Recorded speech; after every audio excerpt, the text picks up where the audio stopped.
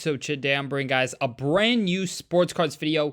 In today's video, I'm going to be breaking down what I believe to be a part of the sports card market that is rarely tapped into in today's world, and pretty much telling you guys how I've made a lot of money using these couple tactics that I'm going to be showing you guys. So without further ado, we are going to hop right into the video. So we're going to be talking about the football card market and skill position players. So wide receivers, running backs, tight ends. Now, I know a lot of people over the football market are obsessed over quarterbacks. They believe that quarterbacks is the only spot to make money in the sports card market. And while it is the main part, I believe a lot of people are missing out on a big opportunity when it comes to skill position players. So, of course, being skill position players having a lot less of a shelf life than quarterbacks. A lot of skill position players only last a couple years in the league. One big injury can take a big toll on the market of skill position players, and overall, there's a lot more volatility. So when a player plays well, you see their prices go up higher percentages, and when a skill position player plays poorly, a little bit of a tongue twister there, but their prices go down more than usual, more than a quarterback. So a quarterback, I know a lot of people say they're very volatile, but skill position players, imagine quarterback volatility on steroids. That's pretty much what the card market for skill position players is. So if you look at guys like Justin Jefferson, we could take him as an example because the year before this one, he had a massive year. So I believe his black 1/1, sold for an insane amount of money. It was definitely well into the five figures. And overall, his market was absolutely booming last offseason. So there's a lot of opportunity when it comes to that. Now, what I do want to say is there's a lot of opportunity when it comes to players who have not had a great season this past year. Someone like Saquon Barkley, who was kind of out of the mix last year, but now he's on the Eagles and he has an opportunity, to have a full bounce back year and potentially, be a contending team for the Super Bowl. So he's one of the guys on my watch list where I'm like, his cards have gotten very, very cheap. You can buy a lot of his key cards for a couple $100. And if you look at the upside, after guys had a massive year, like Justin Jefferson had a massive 2022 to 2023 season, and his black 101, I know this was a very controversial sale, so I don't want to fully go off of it, but you can see that his 1/1, had a massive spike in price. And overall his market had a massive spike in price in general. Even guys like Jamar Chase, his market's been extremely strong, and I just believe that one big bounce back season, and you could see some massive gains in a lot of players' prices. Of course, Cooper Kupp may be a little bit more on the risky side. I'm personally not touching his cards as much, but a couple of guys who I see great opportunity with are guys like Marquise Brown. Marquise Brown's market is, not very strong at all. You can get a lot of his premier cards for, pretty much dirt cheap. You can get us out of 199s. 2019 Prism was a pretty limited year in terms of production.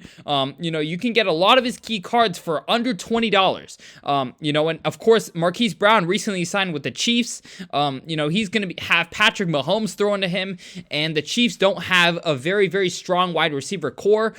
So you can see Marquise Brown potentially having a massive year. A lot of quarterbacks like Patrick Mahomes more in specific, is able to increase the production drastically of his wide receivers. And of course, Kelsey's getting older. Marquise Brown could potentially be one of the top targets for the Chiefs.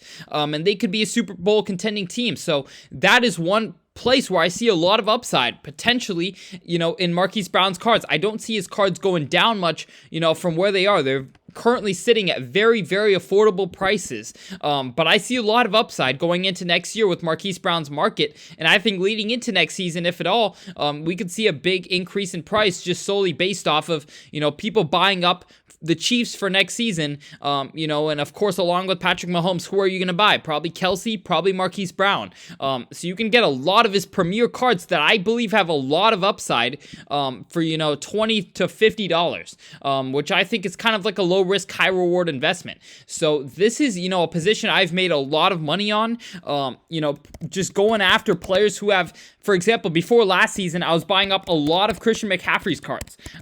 He had an amazing season, and a lot of those cards ended up going up 2, 3, 4, 5x after he had an offensive player of the year, amazing season, one of the best seasons for a skill position player in a long time, and a lot of his cards have currently gotten very expensive, just off of last season and him having a fully healthy season, making the Super Bowl, of course, putting up incredible numbers. You can see a lot of his cards, even, an optic base auto, have gone up to around $800. Of course, these are down from where they were, during the Super Bowl and during last season. But I just think there's a lot of upside, going into a new season, and with skill position players, if you can predict who will have the big season next year. Another guy that I'm looking at right now is Josh Jacobs. I know he's obviously now with the Packers, so there's a lot more upside in terms of him having a very productive season, because the Packers have such a great pass game, that he can potentially own the run game in Green Bay and have a very successful season. So if you look at overall his cards, they're still pretty relatively cheap. You can get a lot of his key cards for just a couple $100. Cards that I think have, very, very strong upside. Of course, not just downtowns, but you can look at a lot of his other cards that I just believe are currently sitting at prices where I'm like, it's just solely worth the risk.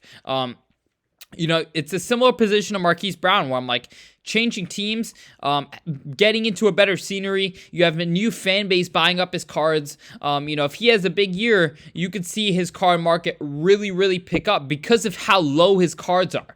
If he has an amazing year, a Prism PSA 10 low pop, for $16, I think this card potentially is a $100 upside, and that's close to 10x. So there's a lot of cards that I just think are sitting so low, and skill position players are so volatile. If he has a bad year, you could see his prices really come down to earth, which they have, and now a potential bounce back year, you could see his prices really bounce back up to where they were before his poor year. So I just think overall, it's a place where a lot of people are not looking and are not paying enough attention to, and you don't even have to take the risk, that he's going to have a great year next year, but just because his cards are so beat up, I think leading into next year, you have a lot of Green Bay Packers fans buying up his cards. You have a lot of speculators buying up his cards, potentially if he has a big year. I think Saquon's going to lead, kind of the way for, this new skill position players heading into next year. I just think his cards overall are sitting in a place where I think a lot of people are going to be buying up his cards leading into next season. And I think he's going to be one of the easiest players to move, one of the hottest players leading into next year. If you look at his alt, he's already, I believe, in the market trends heading upwards. I believe his cards are up around 6% already. And I just think overall they're going to continue to rise up leading into next year. And if you do want to take the risk, you can hold into next year and see what happens.